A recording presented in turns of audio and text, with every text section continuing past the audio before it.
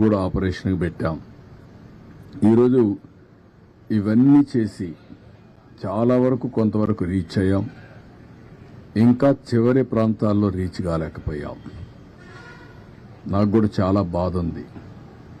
ఎందుకంటే ఎన్ని ప్రయత్నాలు చేసినా, ఎంత పుష్ చేసినా, అధికార యంత్రాంగాన్ని ఎంత మేమందరం కలిసి వర్కౌట్ చేసినా లాస్ట్ మైల్లో మేము ఫుడ్ సప్లై చేయలేకపోయాం.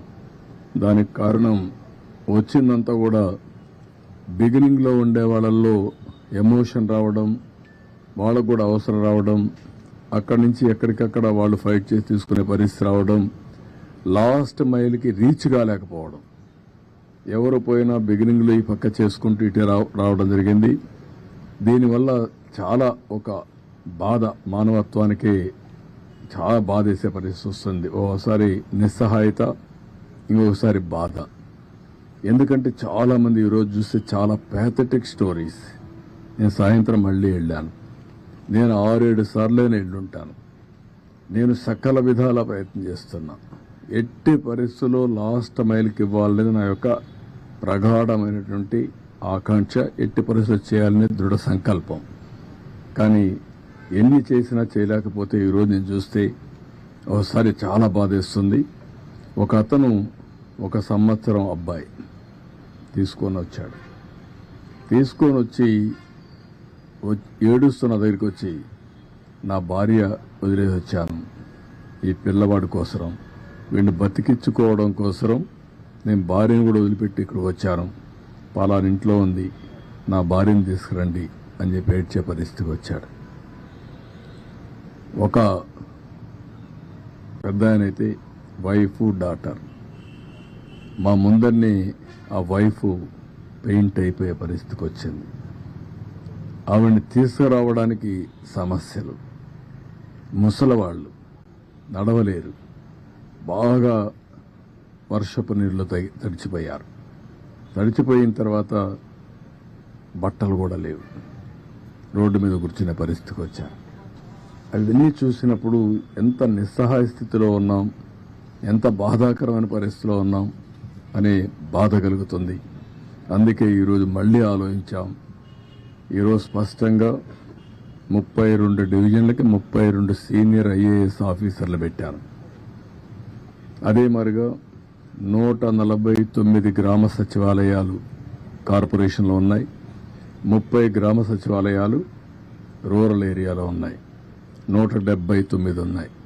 179కి 179 మంది ఇన్ఛార్జెస్ పెట్టాం. ఒక గ్రూపు 2 సర్వీస్ కింద, ఐఏఎస్ కింద ముఖ్యమైన నాయకులు పెట్టాం. వీళ్ళకందరికీ ఒక బోట్ కానీ, ఒక వెహికల్ కానీ, ఎక్కడెక్కడ ఏమున్నాయో అవన్నీ అనలైజ్ చేశాం. ఉదాహరణ, కొంతమంది నడిచిపోయే పరిస్థితి వస్తుంది. ఇప్పుడు బాగా వెసులుబాటు వచ్చింది కాబట్టి ఒక ట్రాక్టరో, ఒక వ్యానో పెట్టుకొని ఫుడ్ పాకెట్స్ అన్ని డిస్ట్రిబ్యూట్ చేసే పరిస్థితి వస్తుంది. కొంతమంది బోటే కావాల్సి వస్తుంది, బోటు ద్వారా ఇవ్వాలి. కొంతమంది ఏదైతే నడిచి కూడా నేను చెప్పాను ఇచ్చే అవకాశం వస్తుంది. కొన్ని ప్రాంతాల్లో ఓసారి రీచ్ కాలేనప్పుడు, రీచ్ అయినా కూడా సరిగా చేయలేనప్పుడు 6 హెలికాప్టర్లు ఉన్నాయి. హెలికాప్టర్ల ద్వారా ఫుడ్ అంతా కూడా డ్రాప్ చేసే పరిస్థితి వస్తుంది. దానికి కూడా ప్రణాళికలు తయారు చేశాం. రేపంతా ఒక 6 హెలికాప్టర్ కూడా పనిచేస్తాయి. ఈరోజు కొత్తగా ఒక వినూత్నంగా ఏదైతే డ్రోన్స్ అన్ని ఒక 8 డ్రోన్స్ పెట్టి ఒక 10,000 మందికి ఫుడ్ పాకెట్స్ అందజేయగలిగాం. ఈరోజు నేను చూశాను, కొంతమంది మేము ఫుడ్ ఇస్తే ఆ ఫుడ్ అవసరం, ఆ ఫుడ్ని వాటర్లో కూడా లాక్కపోయే పరిస్థితికి వచ్చారు. మోయలేక వాటర్లో మోసుకొని వెళ్తే కంటామినేషన్ వచ్చే ప్రమాదం వస్తుంది. ఆ కంటామినేషన్ వస్తే లేనిపోని రేపు డయారియా, ఇవన్నీ అనేక సమస్యలు వస్తాయనే ఉద్దేశంతో ఇప్పుడు ఈ డ్రోన్స్ పెట్టి, డ్రోన్ అయితే చాలా ఈజీగా వెహికల్ నుంచి నేరుగా బిల్డింగ్ పైకి పంపిస్తారు. ఆటోమేటిక్ తీసుకోగలుగుతున్న 2 మినిట్స్లో ఆపరేషన్ అవుతా ఉంది. రేపు ఒక 30-35 డ్రోన్స్ కూడా పెట్టాం. అది కానీ సక్సెస్ అయితే ఇంకా ఎన్ని పెట్టాలో పెట్టి, ఇంకా టైం కూడా లేదు. We are operating. అవైలబిలిటీలో ఉండే డ్రోన్స్ అన్ని కూడా తీసుకొచ్చి పెట్టాం. అదే మరిగా ప్రతి ఒక్క బోట్లో కానీ ప్రతి ఒక్క వెహికల్లో కానీ ఒక ఆక్టోపస్ కానీ గ్రే హౌండ్స్ కానిస్టేబుల్ పెట్టాం. ఎందుకంటే వాళ్ళది సమర్థవంతంగా చేయగలుగుతారని పెట్టాం. అదే సమయంలో లోడింగ్ అన్లోడింగ్ ప్రాబ్లం ఉంటే ఏపీఎస్పీ స్టాఫ్ ఉన్నారు, పోలీసులు ఉన్నారు, వాళ్ళ సర్వీసులు కూడా ఉపయోగించుకోవాలని వాళ్ళని కూడా పెట్టాం. అంటే ఇవన్నీ కూడా ఎందుకు చేస్తున్నామంటే ఎక్కడ కూడా ఒక చిన్న నిర్లక్ష్యం ఉండకూడదు. ఎట్టి పరిస్థితిలో లాస్ట్ మైల్లో ఉండే వ్యక్తులకు చేరవేయాలి. వాళ్ళ ప్రాణాలు చాలా ముఖ్యం. అదే మరి వాళ్ళు చాలా ఇబ్బందుల్లో ఉన్నారు. నేను చూసినప్పుడు అనిపిస్తుంది, డబ్బులుండేవాళ్ళు, డబ్బులు లేని వాళ్ళు, చదువుకున్న వాళ్ళు, చదువుకోలేని వాళ్ళు, ఏ ఏజ్ ఉన్నా ప్రతి ఒక్కరు అందరూ సమానమైపోయే పరిస్థితికి వచ్చారు. దీనావస్థలో ఉన్నారు.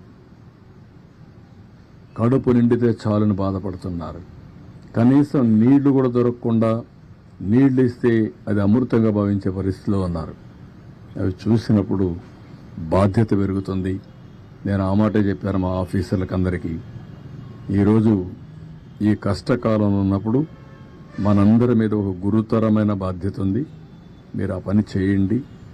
నాకు రాత్రికి రేపు ఎల్లుండి 3 days మాత్రం రాజీ లేదు.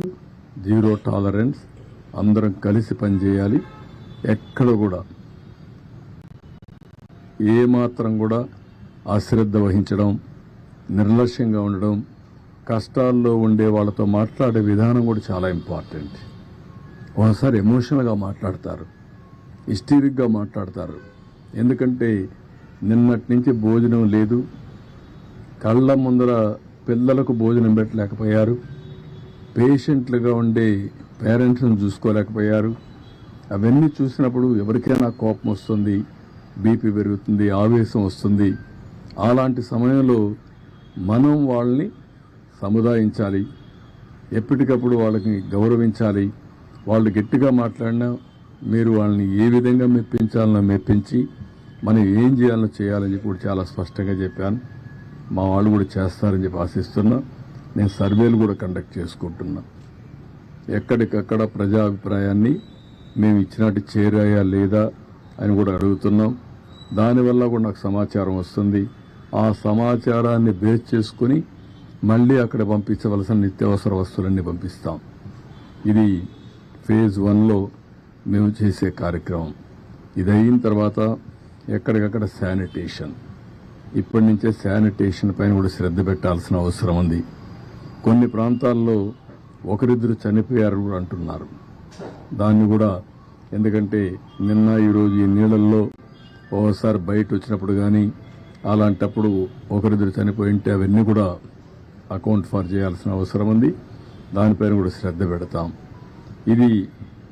ఇవన్నీ చేస్తూనే శానిటేషన్ కంప్లీట్ చేసి వాళ్లకు పునరావాసం చేయడానికి మళ్ళీ ఏం చేయాలనో అవి కూడా ఫైనలైజ్ చేస్తాం.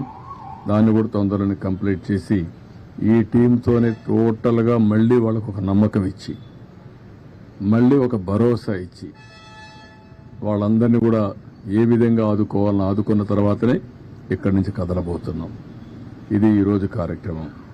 కానీ ఏమీ తెలియని నాయకులు కనీసం వీళ్ళ పీరియడ్లో ఆ రోజు ఏదైతే మనం ఈ డ్రైన్, బుడమేరు డ్రైన్ కనీసం బ్రీచ్ అయింది కూడా తెలియదు. బుడమేరుకు గేట్లు ఉన్నాయని మాట్లాడతారు. వీళ్ళు ఎట్లా సీఎంలు అయ్యారని నాకైతే అర్థం కాదు. అది నేరుగా వస్తుంది, దానికి కాలువలో వచ్చి పోతే కృష్ణాకి వెళ్తుంది, అది కూడా తెలిసి ఉండదు. లేకపోతే కొల్లేరుకు పోతుంది. తెలియాలని లేదు, కనీసం తెలుసుకోవాలని ఉండాలి. అది కూడా తెలియకుండా మాట్లాడే పరిస్థితి. ఇంకొక పక్క మా ఇల్లు కాపాడుకోవడానికి బుడమేరుకు నీళ్లు పంపించామంట. ఏం మాట్లాడతారండి? ఎంత అజ్ఞానం, లేకుంటే విచ్చలవిడితనం. ఏది చెప్పినా నమ్మతారని, ఏదో ఒకటి వాగితే ఏమీ చేయలేదని. వచ్చింది వర్షాలు నిన్న రాత్రి జరిగింది. తెల్లవారే కొందుకు అందరం పరిగెత్తి ఎక్కడెక్కడుందో అన్ని జిల్లాల్లో కూడా ఫుడ్ పాకెట్స్ తయారు చేసి కొన్ని ఎయిర్ లిఫ్ట్ తీస్తున్నాం, కొన్ని తెప్పిస్తున్నాం. ఇక్కడ హోటలర్స్ అందరికీ చెప్పాను, ఇది మీ బాధ్యత. గవర్నమెంట్